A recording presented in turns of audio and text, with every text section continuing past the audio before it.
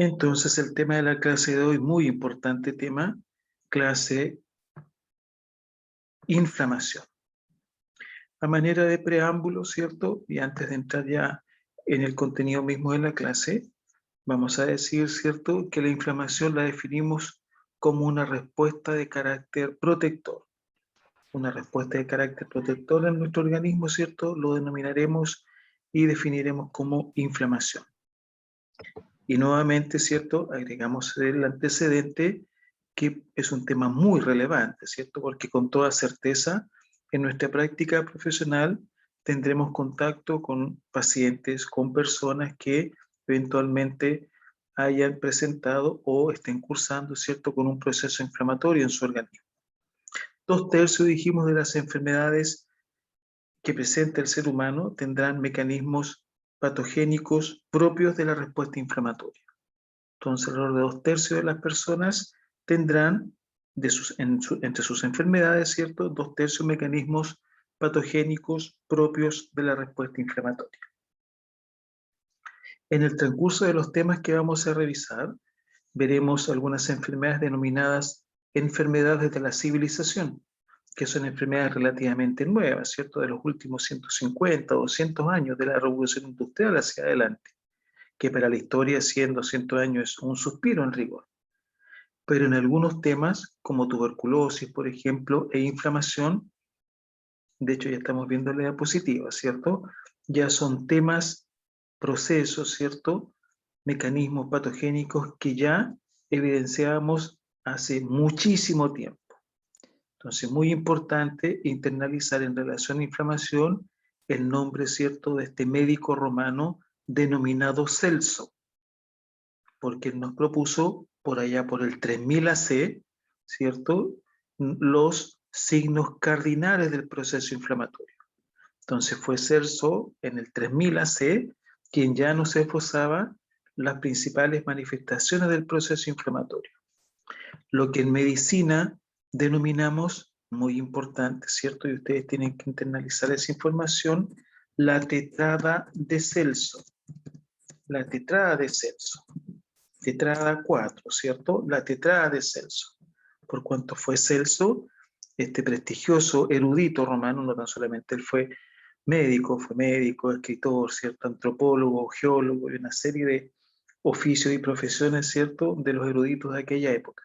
Entonces fue él, en el 3000 AC, que nos propuso las manifestaciones propias del proceso inflamatorio, lo que en medicina denominamos los signos cardinales de la inflamación. Signos cardinales de la inflamación o del proceso inflamatorio, también es correcto decirlo, ¿cierto? Los signos cardinales del proceso inflamatorio. Signos cardinales de la inflamación o del proceso inflamatorio, lo que en medicina denominamos tetrada de Celso. Signos cardinales de la inflamación, lo que en medicina denominamos tetrada de Celso, que las vamos a nombrar y después vamos a revisar el mecanismo fisiopatológico, por qué se originan, por qué se producen. Entonces la tetrada de Celso consiste en la presencia de signos cardinales como el rubor, que es el enrojecimiento, el tumor, entendiendo como tumor el aumento de volumen, la tumefacción, el calor y el dolor. Entonces el rubor, el tumor, entendiendo como tumor la tumefacción, el aumento de volumen. Pueden colocar ahí tumefacción entre paréntesis para que no se confundan con tumor benigno, tumor maligno, que es un tema que vamos a revisar más adelante. El calor y el dolor. Estos 4 signos cardinales de la inflamación en medicina se le denomina tetrada de Celso, que dijimos las describió por allá por el 3000 AC. Muchísimos años después, por el 1700 DC, ¿cierto?, eventualmente en nuestra era, el médico ruso Virchow agregó un 5.º signo cardinal. Virchow, ¿cierto?, un médico ruso, propuso a la comunidad científica un 5.º signo que lo denominó impotencia funcional. Entonces, los 5 signos clínicos cardinales de la inflamación. Signos cardinales de la inflamación serán el rubor, el tumor o tumefacción, el calor, el dolor, tetrada de Celso, más la impotencia funcional, que fue, digamos, eventualmente propuesto por Virchow por allá por el año 1700. Entonces, signos cardinales de la inflamación, 5. Rubor, tumor, calor, impotencia funcional. Vamos a revisar más adelante el por qué, ¿cierto?, se desencadenan estos signos cardinales de la inflamación.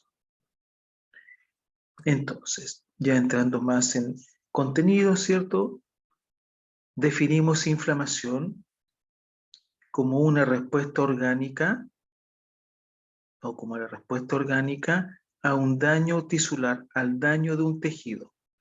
Entonces, la inflamación, dijimos, ¿cierto?, es una respuesta orgánica al daño de un tejido. El tejido se daña, ¿cierto? Y como respuesta a este daño, a esta agresión, nuestro organismo va a desencadenar reacciones celulares, nerviosas y vasculares en el lugar del sitio lesionado. Muy importante, ¿cierto? Actúa el daño, el agente perjudicial sobre el tejido y se va a generar una respuesta orgánica en el lugar del sitio lesionado, en el lugar donde actúa el agente perjudicial. No es que la persona vaya a presentar reacciones celulares, nerviosas, vasculares en su organismo. De hecho, las presenta, ¿cierto?, en su organismo, pero en el lugar del sitio lesionado. Muy importante decir, además, que el carácter básico de la respuesta inflamatoria inmediata siempre es el mismo. Ahí pusimos casi, ¿cierto?, porque en medicina no hay nada como absoluto y algunas veces nos van entregando, ¿cierto?, a la comunidad científica, a la comunidad médica, datos renovados, ¿cierto?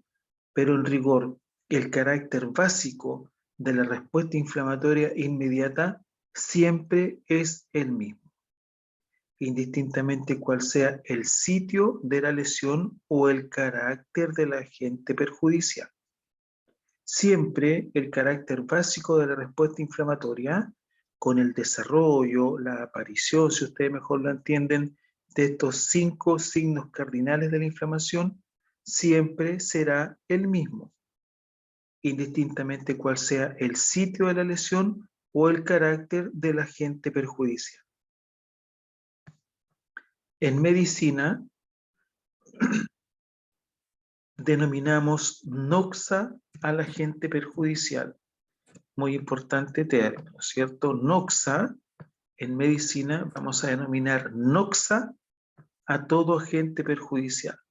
Aquel agente, ¿cierto?, que condicione, que provoque lesión, daño, agresión a un tejido, en medicina lo denominamos noxa.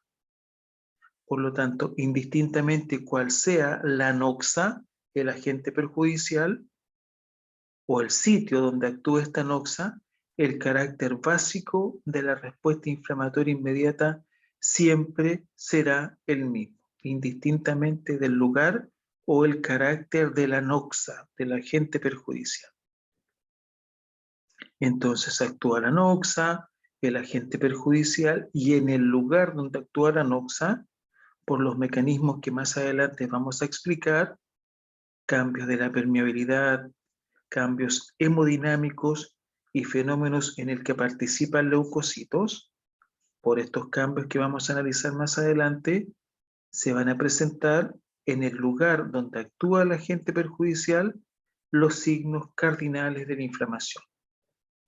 Entonces, actúa el agente perjudicial, se van a generar una serie de cambios que vamos a analizar más adelante, y como respuesta a estas alteraciones, a estos cambios, en el lugar del sitio lesionado, se va a presentar calor, los signos cardinales de la inflamación, ¿cierto? Calor por vasodilatación microcirculatoria, rubor o enrojecimiento, también por vasodilatación microcirculatoria, tumefacción o aumento de volumen, lo vamos a denominar tumefacción o aumento de volumen por escape de líquido, tumefacción o aumento de volumen, ¿cierto? Entonces, con fecha 21 de abril siendo las 15:10 de la tarde aproximadamente, nos vamos a olvidar de la palabra hinchado, ¿cierto? Ya no vamos a hablar de que por culpa de un golpe en el tobillo se me hinchó el tobillo, ni tengo las amígdalas hinchadas.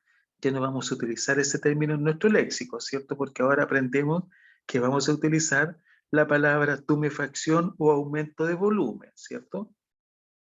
Se va a presentar dolor por compresión de las terminaciones nerviosas y dijimos además pérdida o disminución de la función, lo que en medicina denominamos impotencia funcional.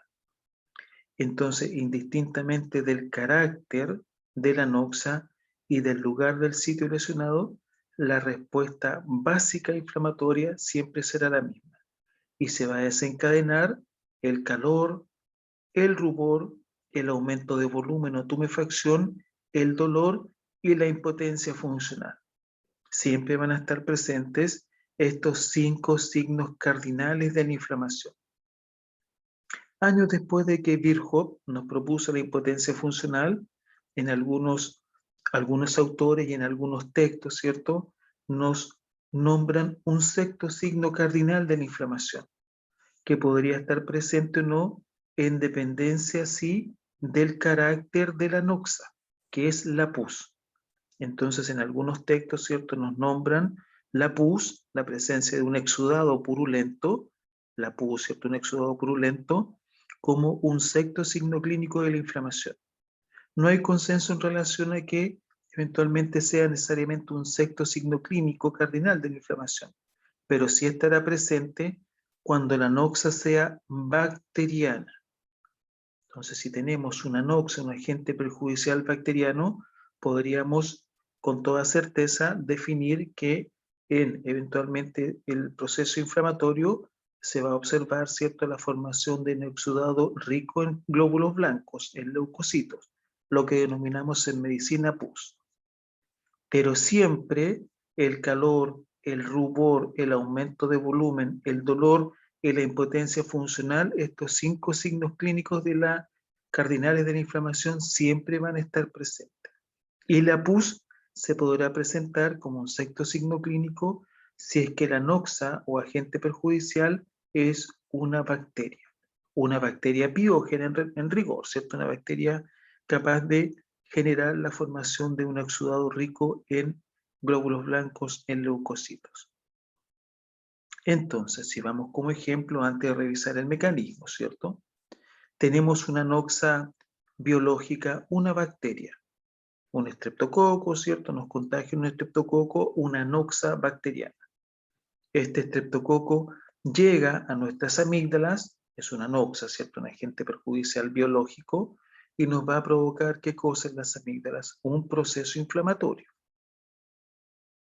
Por los mecanismos que más adelante vamos a explicar, ¿cierto? Se produce el proceso inflamatorio a nivel amigdaliano en este ejemplo. ¿Y qué va a presentar la persona? Calor en la región del cuello, se va a ver o vamos a observar las amígdalas rojas, ¿cierto? Rubor, amígdalas rojas, rubor, por vasodilatación microcirculatoria. ¿Qué más vamos a observar? Unas amígdalas tumefactas, aumentadas de volumen, inflamadas. Ya no vamos a decir amígdalas hinchadas, ¿cierto? Llegamos a ese consenso, ya ese término lo olvidamos en nuestro léxico, ¿cierto? No vamos a utilizar ese término. Sí vamos a hablar de una tumefacción amigdaliana, en el ejemplo nuestro, una tumefacción de amígdalas, un aumento de volumen en amígdalas o una inflamación en amígdalas.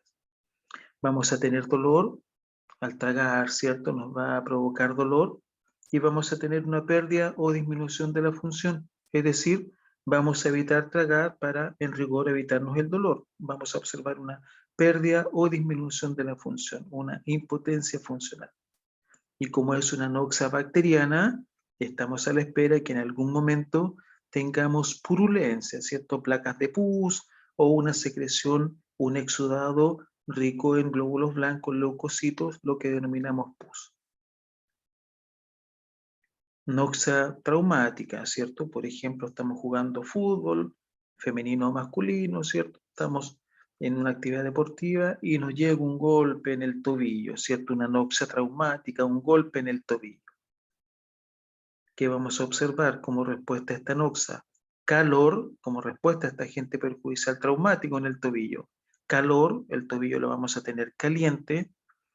Rubor, tobillo rojo, ¿cierto? Eventualmente como respuesta a esta noxa, aumentado de volumen, tumefacto el tobillo. Dolor, mucho dolor en la región del tobillo que recibió este impacto. Vamos a tener una pérdida o disminución de la función. Nos vamos a caminar por un margen de tiempo, un par de semanas, ¿cierto? Nos pueden colocar incluso un yeso si es que hay una fisura, una fractura, un esguince, etc. Tendremos una pérdida o disminución de la función. Noxa traumática, estamos en una actividad doméstica, ¿cierto? Nos caemos, nos golpeamos el codo, por ejemplo. ¿Qué vamos a observar ahí? Calor en el codo, un codo caliente, un codo rojo, un rubor, un codo muy aumentado de volumen, mucho dolor, ¿cierto?, al movimiento de esta extremidad del codo, e indudablemente vamos a tener una impotencia funcional, no vamos a poder escribir, por ejemplo, con esa mano, no vamos a poder hacer alguna actividad doméstica, tendremos una impotencia funcional, una disminución de la función de esa extremidad, por ejemplo. Y así sucesivamente, ¿cierto? Por lo tanto, el carácter básico de la respuesta inflamatoria inmediata siempre será el mismo. Un virus, por ejemplo, que ingresa en nuestro oído medio, una noxa biológica, un agente perjudicial biológico, un virus, que nos va a provocar calor, un pabellón auricular caliente, ¿cierto? Rubor, un pabellón auricular caliente o en su efecto un tímpano rojo, ¿cierto? Un tímpano bombado, un tímpano tumefacto, un tímpano inflamado. Tendremos mucho dolor, indudablemente. Perderemos en forma transitoria tal vez la audición por ese oído, ¿cierto? Si el oído está, la noxa está actuando a nivel de nuestra tuba auditiva, lo más probable es que tengamos una audición disminuida en ese oído que está sufriendo ese proceso inflamatorio. Y en algunos casos, si fuera una bacteria, ¿cierto? Podríamos tener supuración, ¿cierto? Salida de pus del oído. Entonces, siempre van a estar presentes los 5 signos cardinales de inflamación: calor, rubor, tumor, aumento de volumen, dolor y pérdida o disminución de la función, pudiendo estar presente además la pus, un exudado rico en leucocitos, pero eso está condicionado al carácter de la noxa, si esta noxa es bacteriana. Entonces, en el lugar donde actúa el agente perjudicial, se van a desencadenar cambios, ¿cierto? Una respuesta inflamatoria. Dijimos que una de las finalidades, y si no lo dijimos lo nombramos, ¿cierto?, del proceso inflamatorio es eliminar los agentes lesivos. Aquel agente perjudicial, el proceso inflamatorio busca eliminar los agentes perjudiciales, los agentes lesivos. E indudablemente también busca reparar el tejido dañado, ¿cierto? Entonces, la finalidad del proceso inflamatorio es eliminar los agentes lesivos, aquellos agentes que están dañando el tejido y también los tejidos lesionados, ¿cierto? Eliminar el agente y los tejidos que están lesionados y reparar eventualmente el tejido dañado. Control de daño, ¿cierto? Reparar el tejido dañado. Entonces, actúa la noxa y en el lugar donde actúa el agente perjudicial se van a desencadenar cambios, ¿cierto? 3 fundamentalmente. 3 componentes de la respuesta inflamatoria como respuesta que desencadena nuestro organismo ante la acción de la noxa. Cambios hemodinámicos, cambios de la permeabilidad y fenómenos en el que participan leucocitos. Cambios hemodinámicos, de la permeabilidad y fenómenos en el que participan leucocitos. Entonces actúa la noxa y en el lugar donde actúa la noxa se van a presentar estos 3 cambios de la permeabilidad, hemodinámicos y cambios en el que participan leucocitos. Entonces, actúa el agente perjudicial y en el lugar donde actúa el agente perjudicial se va a activar una fase inmediata o pasajera. Acá estoy apuntando con el cursor. agente mediador neurógeno a nivel de arteriolas. En esta fase pasajera o inmediata, que dura de 0 a 5 minutos, se va a observar isquemia y vasoconstricción. No se observarán cambios de la permeabilidad, tampoco habrán cambios leucocitarios. Y el único fenómeno visible en esta fase inmediata o pasajera será una palidez en el lugar donde actúa el agente perjudicial, ¿cierto? No es que la persona esté pálida, sino que en el lugar donde actúa la noxa. Me estoy preparando un cafecito, ¿cierto?, de media tarde y me llega agua caliente, ¿cierto? Se remala el termo, ¿cierto? Me llega agua caliente en la mano izquierda. El agente perjudicial, la noxa, una noxa térmica. En ese lugar se va a activar una fase inmediata o pasajera, agente mediador neurógeno a nivel de arteriolas. Observaremos isquemia y vasoconstricción. Recordamos la definición de isquemia, es eso, ¿cierto? Un cese o disminución del riego sanguíneo. No hay cambio de la permeabilidad, no hay cambios leucocitarios y el único fenómeno visible será una palidez. Es decir, en el mismo ejemplo, me quemé con agua caliente en la mano izquierda, pero esta zona no se va a colocar roja inmediatamente. Habrá un periodo de unos 5 minutos aproximadamente en que el único fenómeno visible será una palidez. ¿Por qué? Porque hay un mediador neurógeno a nivel de arteriolas, vasoconstricción y el fenómeno visible de la palidez. Para pasar rápidamente a la fase temprana, que dura de 5 a 30 minutos, donde se van a activar otros mediadores del proceso inflamatorio, como la histamina, la serotonina, las cininas, por ejemplo, las esterasas de complemento. Estos mediadores actúan sobre arteriolas, vénulas y capilares, microcirculación, y acá se produce una vasodilatación. Es en la fase temprana donde se produce vasodilatación, porque hay una vasodilatación a nivel de la microcirculación, arteriolas, vénulas y capilares. Y por ende, al haber vasodilatación, hay aumento del flujo sanguíneo. Cuando hay vasoconstricción, hay disminución del flujo sanguíneo. Al haber vasodilatación, hay aumento del flujo sanguíneo. Hay además cambios en la permeabilidad, hay aumento, ¿cierto? Se abren las uniones endoteliales y esto condiciona además escape de líquido. Lo que no hay en la fase temprana es movimiento de leucocitos. No hay migración, no hay movimiento de leucocitos en la fase temprana. Y es aquí, en la fase temprana, donde observamos la tetrada de Celso. El rubor, el calor, el dolor y el aumento de volumen, la tumefacción, la tetrada de Celso, la observamos acá, en la fase temprana. ¿Por qué observamos rubor? Porque esa zona va a estar roja, porque hay vasodilatación microcirculatoria. Hay vasodilatación de arteriolas, vénulas y capilares, vasodilatación microcirculatoria y por ende esa zona se pondrá roja. ¿Por qué hay calor? Porque hay vasodilatación microcirculatoria a nivel de arteriolas, vénulas y capilares y por lo tanto esa zona tendrá mayor temperatura, estará más caliente, ¿cierto? Hay calor. Porque hay dolor en el proceso inflamatorio, porque hay vasodilatación microcirculatoria, vasodilatación de arteriolas, vénulas y capilares, hay aumento del flujo sanguíneo, pero además hay aumento, cambio de la permeabilidad, hay aumento de la permeabilidad, hay escape de líquido. Ya vamos a ver posteriormente imágenes de este proceso.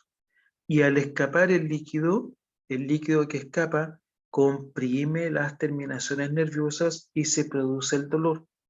Entonces el dolor se produce porque hay vasodilatación microcirculatoria y escape de líquido. Y el líquido que escapa comprime las terminaciones nerviosas y esto desencadena el dolor en el proceso inflamatorio. Y además observaremos aumento de volumen, tumefacción, porque hay vasodilatación microcirculatoria, escape de líquido, y este líquido que escapará desde el vaso desde el capilar al extravascular, al espacio intersticial, ¿cierto? Al intersticio, al extravascular. Por lo tanto, este líquido, este fluido, quedará acumulado, ¿cierto?, en el extravascular y observaremos una tumefacción, un aumento de volumen. Entonces, la tetrada de Celso se observa en la fase temprana del proceso inflamatorio. El rubor, el calor, el dolor y la tumefacción, el aumento de volumen, lo observamos, ¿cierto?, esta tetrada de Celso en la fase temprana del proceso inflamatorio. Para pasar posteriormente a una fase tardía, donde se activan otros mediadores del proceso inflamatorio, como la lisolecitina, los factores de migración de leucocitos. Observaremos en esta fase congestión de los glóbulos rojos, ¿cierto? Congestión. Hay una tendencia en los glóbulos rojos, ¿cierto?, eventualmente a acumularse, a congestionarse. Cuando hablamos de congestión es como una congestión vehicular, ¿cierto?, a detenerse. Los glóbulos rojos tendrán un desplazamiento más lento. ¿Para qué? Para crear con esto como un tapón, ¿cierto? Un tapón de glóbulos rojos para evitar que la anoxia, que el agente perjudicial, se disemine hacia otros órganos y tejidos o dañe el mismo tejido, ¿cierto?, en estructuras más profundas. Y lo más relevante en esta fase tardía es que observaremos en esta fase migración de leucocitos. Los leucocitos, glóbulos blancos, ¿cierto?, van a migrar, se van a desplazar en rigor hacia el lugar donde actúa el agente perjudicial, este ejército de glóbulos blancos, ¿cierto?, leucocitos, se traslada hacia el lugar donde actúa la anoxia, el agente perjudicial, y esto llevará implícita la formación de un exudado celular, que podría ser seroso, fibrinoso, ya lo vamos a ver más adelante, pero también podría ser purulento, ¿cierto? Sobre todo si la anoxia es bacteriana. Entonces actúa el agente perjudicial, se activa una fase inmediato pasajera, agente mediador neurógeno a nivel de arteriolas, isquemia y vasoconstricción, sin cambios de la permeabilidad, sin cambios leucocitarios, y el único fenómeno visible será en el lugar donde actúa la anoxia, una fase, un estado de palidez, para pasar a una fase temprana, donde se activan mediadores del proceso inflamatorio como la histamina, la serotonina, las cininas, entre otros, las esterasas de complemento, por ejemplo. Actúan a nivel de arteriolas, vénulas y capilares, microcirculación, se produce vasodilatación, aumento del flujo sanguíneo por vasodilatación. Y acá también observaremos cambios en la permeabilidad. Se abren las uniones endoteliales y vamos a observar escape de líquido. No observamos en la fase temprana movimiento de glóbulos blancos, movimiento de leucocitos. Y es en esta fase donde observaremos la tetrada de Celso, que es el rubor, el calor, el dolor y el aumento de volumen. El rubor por vasodilatación microcirculatoria, el calor por vasodilatación microcirculatoria, el dolor por vasodilatación microcirculatoria, aumento de las uniones endoteliales, escape de líquido, y este líquido que escapa comprime las terminaciones nerviosas y se produce el dolor en el proceso inflamatorio. Y aumento de volumen porque hay vasodilatación microcirculatoria, aumento de la permeabilidad, aumentan, ¿cierto? Las uniones endoteliales, se abren las uniones endoteliales, cambios en la permeabilidad, escape de líquido, y este líquido que escapa se acumula en el extravascular. Y al acumularse en el extravascular, ¿cierto?, se produce un aumento de volumen, una tumefacción, para pasar posteriormente a la fase tardía de 30 a 120 minutos, donde el mediador más importante es el factor de migración de leucocitos. Se produce una migración leucocitaria. Estos leucocitos, estos glóbulos blancos, este ejército de glóbulos blancos se desplaza hacia el lugar donde actúa la anoxia, hacia donde el tejido está dañado, daño tisular, y condiciona la formación de un exudado celular. que en dependencia de la anoxa puede ser seroso, fibrinoso, hemorrágico o purulento, ¿cierto? Sobre todo si la anoxa es bacteriana. Y vamos a ver eventualmente la clasificación de la inflamación y repetiremos estos conceptos. Entonces, actúa el agente perjudicial y vamos a observar. Sí, sí, claro. Consulta, la impotencia funcional, Ujú. si es que llega a presentarse, ¿puede presentarse en qué fase? ¿En la temprana En o la en la fase tardía? temprana, en la fase temprana. Justamente íbamos a conversar, me parece excelente la pregunta de su compañera, pero se presenta en la fase temprana. Ya, profe. Y disculpe, ¿me podría dar una definición del agente mediador? ¿Cómo qué se entiende por eso? El agente mediador son proteínas en rigor. Vamos a hablar ahora, son citoquinas, ¿cierto? Vamos a hablar de agentes mediadores. En el proceso inflamatorio, un agente mediador, por ejemplo, es el factor de necrosis tumoral, la interleuquina, que en el fondo son proteínas. Son sustancias, ¿cierto? Son proteínas. Gracias. Muy bien.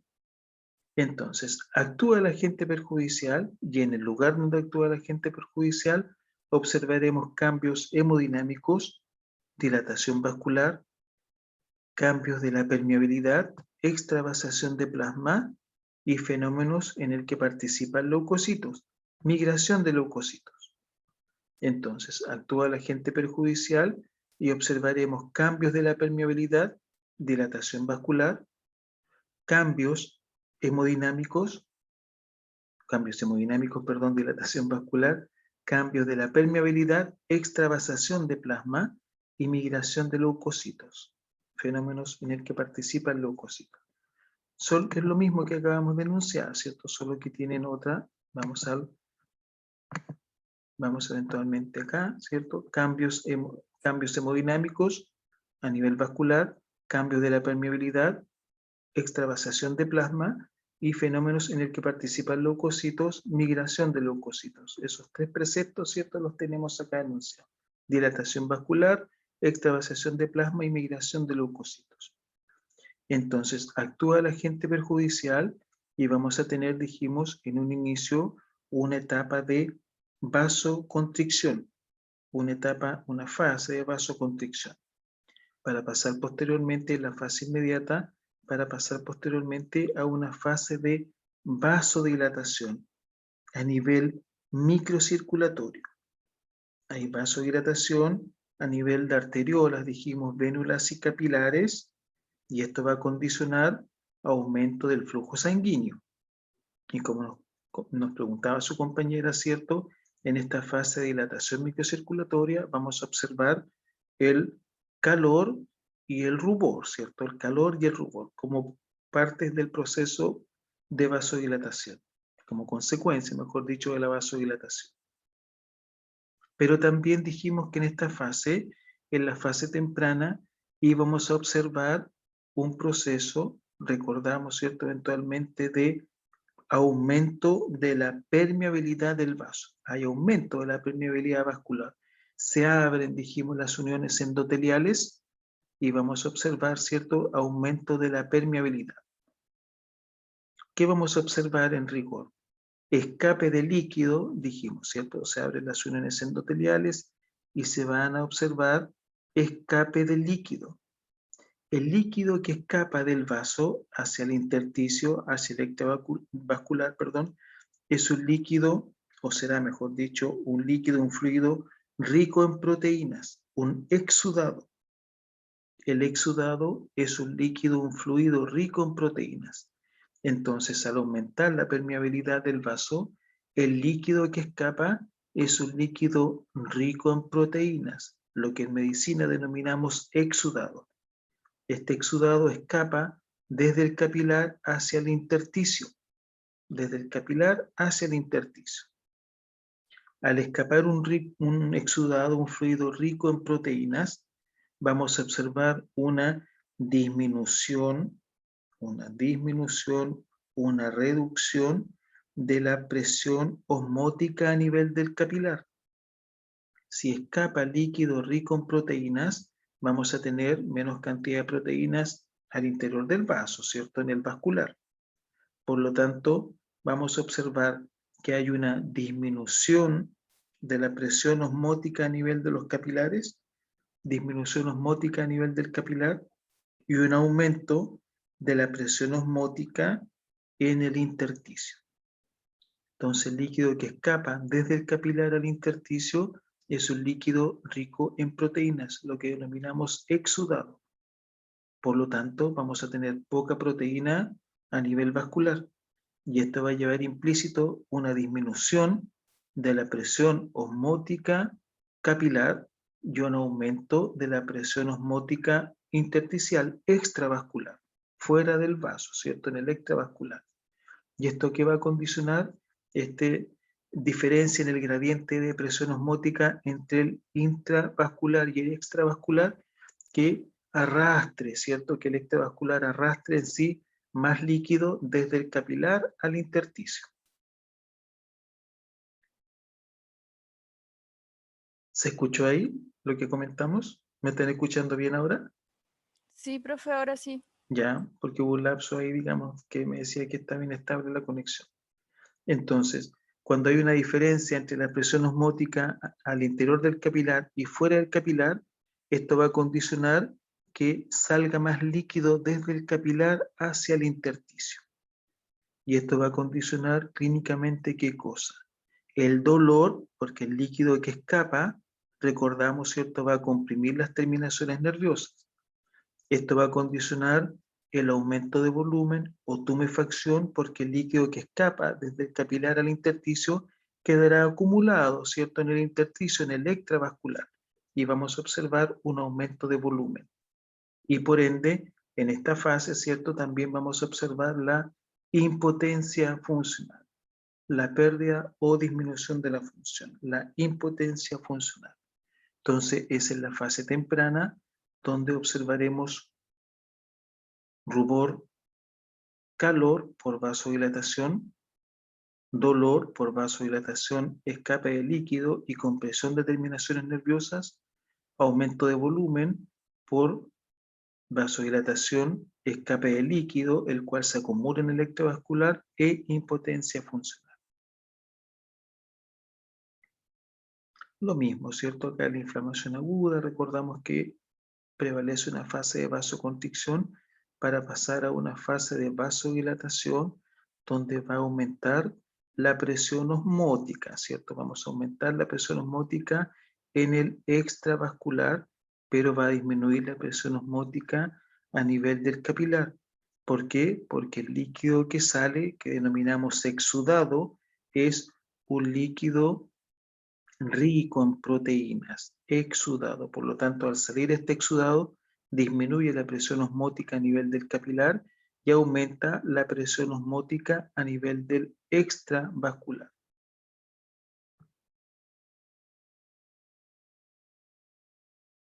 El ataque inflamatorio de un órgano o de un tejido se designa por el sufijo itis. El ataque inflamatorio de un órgano o de un tejido se designa por el sufijo itis.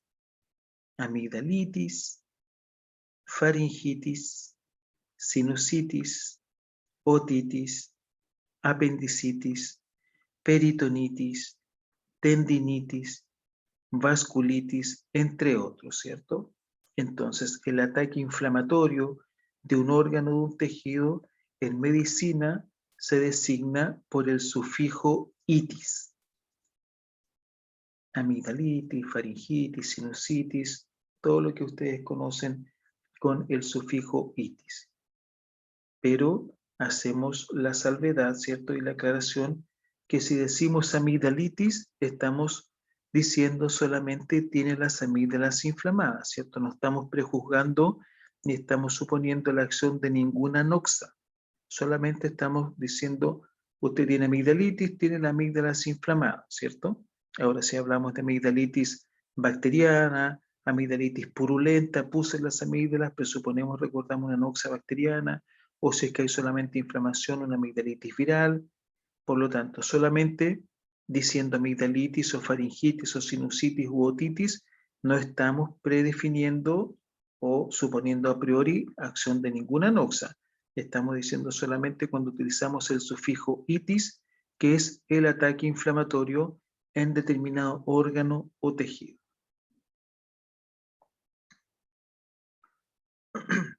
Clasificación de las inflamaciones. Hay una amplia clasificación de las inflamaciones. Sin embargo, esta vasta y amplia clasificación de las inflamaciones, o mejor dicho, de esta amplia clasificación de las inflamaciones, extraemos lo que a nuestro entender son los 4 tópicos más importantes para el manejo clínico, ¿cierto? Los 4 tópicos que serán más útiles para nosotros en el manejo clínico. La clasificación de las inflamaciones es más amplia que la que tenemos o la que vamos a mostrar nosotros. Sin embargo, hacemos el alcance en que la clasificación según su duración, según el carácter del exudado, según el carácter de la anoxa y según su localización, a nuestro entender, ¿cierto?, son los tópicos que serían de mayor utilidad en nuestra práctica profesional. Entonces, clasificación de las inflamaciones. Las inflamaciones las clasificamos, número 1, según su duración. Según su duración, según su duración, las inflamaciones las clasificamos en agudas, que van a entrañar una respuesta, una reacción exudativa. Puede ir esta inflamación aguda desde minutos hasta horas, ¿cierto? Desde minutos hasta horas. Recordamos en la tabla que acabamos de analizar que a las 2 horas hay formación de un exudado celular, ¿cierto? Por lo tanto, la inflamación aguda puede ir desde minutos hasta horas. Entonces, la inflamación aguda desencadena una respuesta, una reacción exudativa. A diferencia de la inflamación crónica, que determina una respuesta proliferativa a nivel de los fibroblastos y se acompaña de la formación de una cicatriz. Entonces, según su duración, diferenciamos la inflamación aguda, que desencadena una respuesta, una reacción exudativa, y la inflamación crónica, que es una respuesta proliferativa a nivel de fibroblastos, que se acompañará de la formación de una cicatriz. Y como ustedes son grandes, inteligentes y muy capaces, ¿cierto?, sabrán que para que un proceso en medicina, para que un proceso inflamatorio o para que una enfermedad en rigor sea catalogada de crónica en medicina, tendrá que estar presente 6 meses en el año o 3 meses por 2 años consecutivos. Entonces, para que en medicina un proceso inflamatorio o una enfermedad que lleve implícita una patogenia, un mecanismo inflamatorio, ¿cierto?, sea catalogado de crónico, crónica, un proceso crónico o una enfermedad crónica, debe estar presente en el año 6 meses o 3 meses por 2 años consecutivos. Entonces, 6 meses en el año o 3 meses por 2 años consecutivos. Eso nos da, ¿cierto?, eventualmente la cronología para definir un proceso como crónico o una enfermedad como crónica. Si yo tengo tos, una bronquitis, ¿cierto?, eventualmente sufijo itis, bronquitis, y esta tos o esta bronquitis la presento 7, 8, 9 meses en el año, ya podemos decir que es una bronquitis crónica.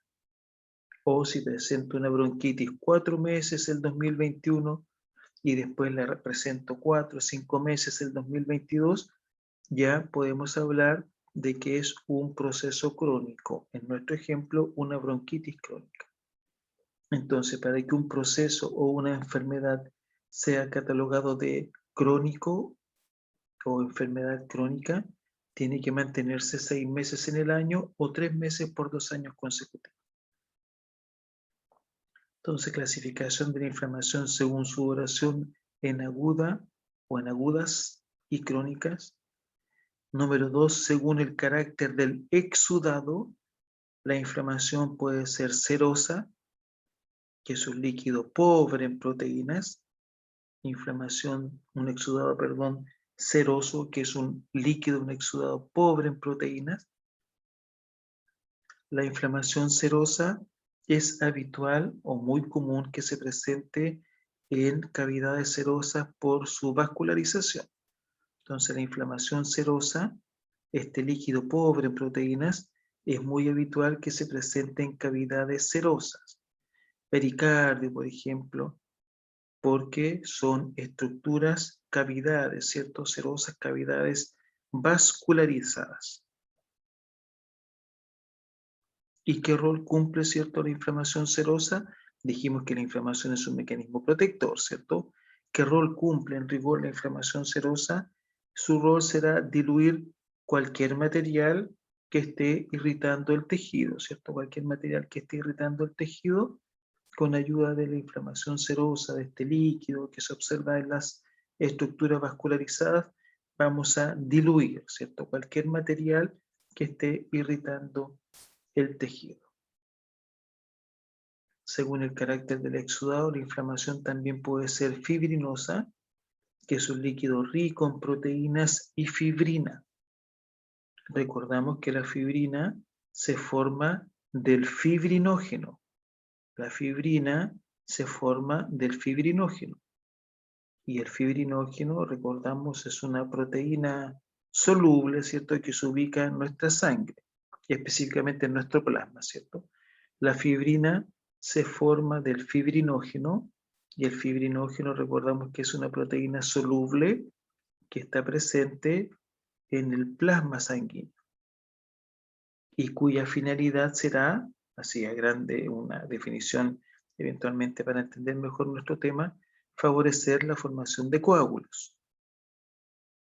Entonces, la inflamación fibrinosa será un líquido rico en proteínas y fibrina, y la fibrina se forma del fibrinógeno, que es, como dijimos, ¿cierto?, una proteína soluble presente en nuestra sangre, en nuestro plasma sanguíneo, y cuya finalidad será favorecer la formación de coágulos en nuestra sangre. ¿Cuál sería el rol en rigor, cierto, de la inflamación fibrinosa? Al formar los coágulos, ¿qué es lo que va a hacer la inflamación fibrinosa? ¿Qué es lo que va a hacer esta capa de fibrina, cierto? Va a evitar mayor pérdida de sangre. Si forma coagulitos, ¿cierto? Estos coagulitos que se forman ahí van a evitar mayor pérdida de sangre y van a proteger al tejido, ¿cierto?, de una irritación adicional. Se forma como una capa de fibrina, ¿cierto? Y esta capa de fibrina, estos pequeños coágulos, capa de fibrina, o estos coagulitos van a evitar mayor pérdida de sangre, y a la vez, ¿cierto?, que van a proteger al tejido de irritación adicional. Así como también dijimos que según el carácter del exudado, la inflamación podría ser purulenta, pus, ¿cierto?, rica en polimorfonucleares. Y dijimos que la noxa bacteriana es la más común que desencadene un exudado purulento. Bacterias, sobre todo las bacterias piógenas. Según el carácter del exudado, la inflamación también puede ser hemorrágica, donde hay abundante sangre, ¿cierto? Sangre, glóbulos rojos, eritrocitos. O también, según el carácter del exudado, la inflamación puede ser catarral. La inflamación catarral, que viene de la palabra catarro, ¿cierto? Recordamos, catarro se acompaña de elaboración de mucosidad, elaboración de mucina. Y el rol de esta mucosidad, de esta mucina, también es eliminar potenciales sustancias irritantes, ¿cierto? Elimina también sustancias irritantes. Con ayuda de esta mucosidad, ¿cierto?, eliminamos también sustancias irritantes.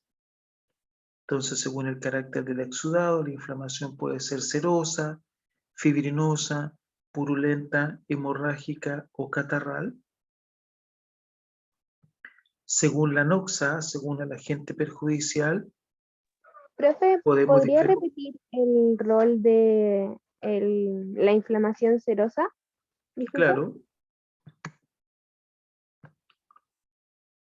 Entonces, según el carácter del exudado, la inflamación puede ser serosa, ¿cierto? Que es un líquido pobre en proteínas.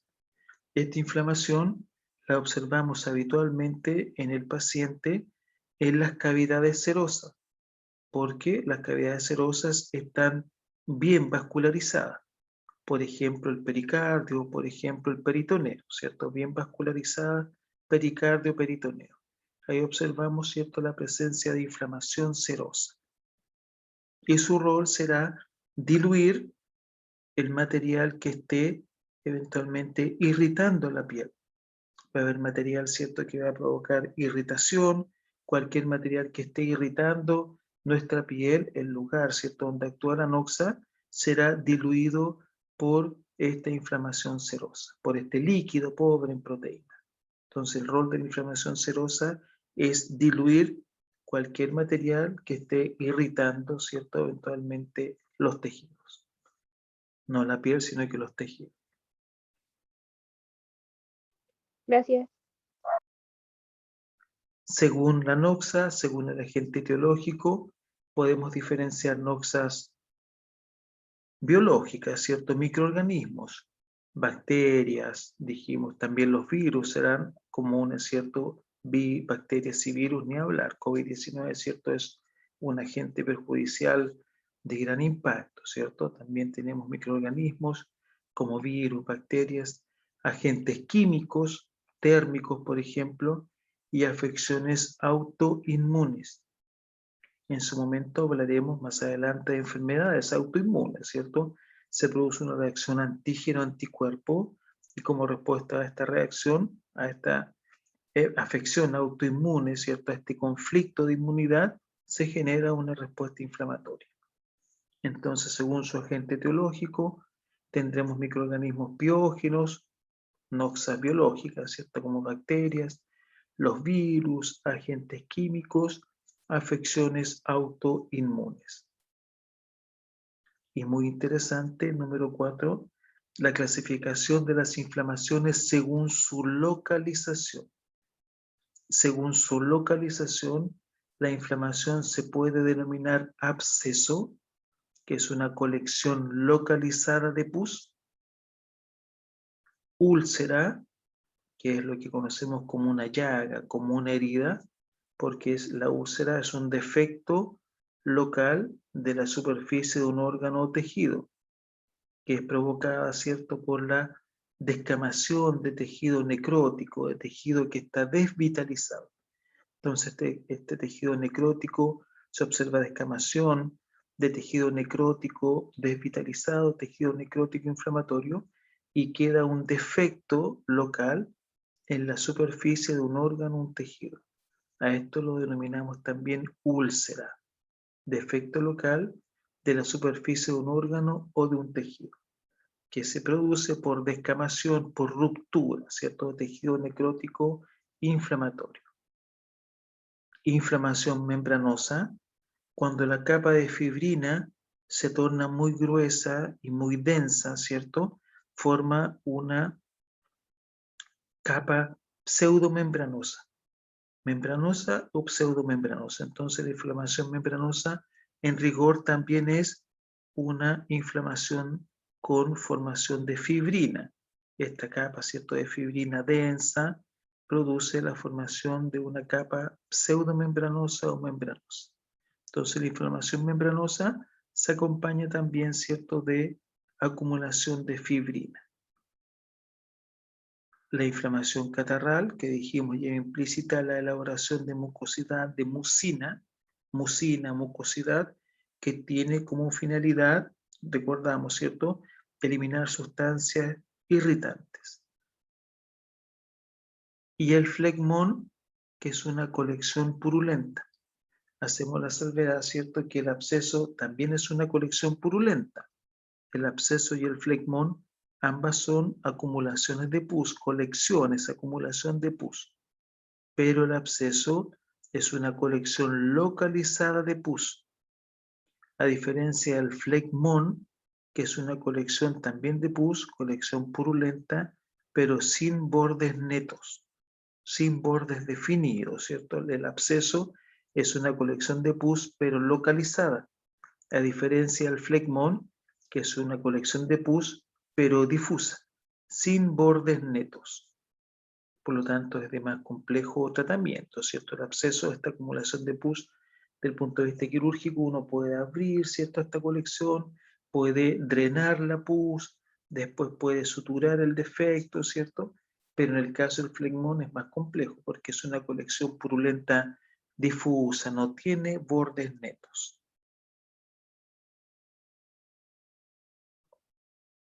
Actúa el agente perjudicial y en el lugar donde actúa el agente perjudicial se va a desarrollar una respuesta, dijimos, una respuesta orgánica al daño de un tejido, a la inflamación. Entonces actúa el agente perjudicial y como respuesta a la acción de esta noxa, de este agente nocivo perjudicial, nuestro organismo va a generar una respuesta. Y en esta respuesta un rol relevante lo cumplen los macrófagos y neutrófilos. Entonces, respuesta de los macrófagos y neutrófilos a la inflamación. Entonces, actúa la noxa, actúa el agente perjudicial y nuestro organismo va a desencadenar una primera línea de defensa, va a activar una primera línea de defensa. Se activa aproximadamente horas después que actúa el agente perjudicial. Entonces actúa el agente perjudicial y nuestro organismo va a activar una primera línea de defensa. Esta primera línea de defensa será la activación de los macrófagos tisulares. Y eso es lógico, ¿cierto? Si dijimos que la inflamación es una respuesta orgánica a la lesión de un tejido, indudablemente que los primeros en reaccionar serán los macrófagos del mismo tejido que está siendo agredido, ¿cierto? Una activación de macrófagos tisulares. Muy importante, esta activación de macrófagos tisulares condicionará, ¿cierto?, eventualmente la activación de la interleucina 1 o interleuquina 1 y el factor de necrosis tumoral, que son citocinas, ¿cierto? Proteínas, como lo dijimos en su momento, que median la inflamación.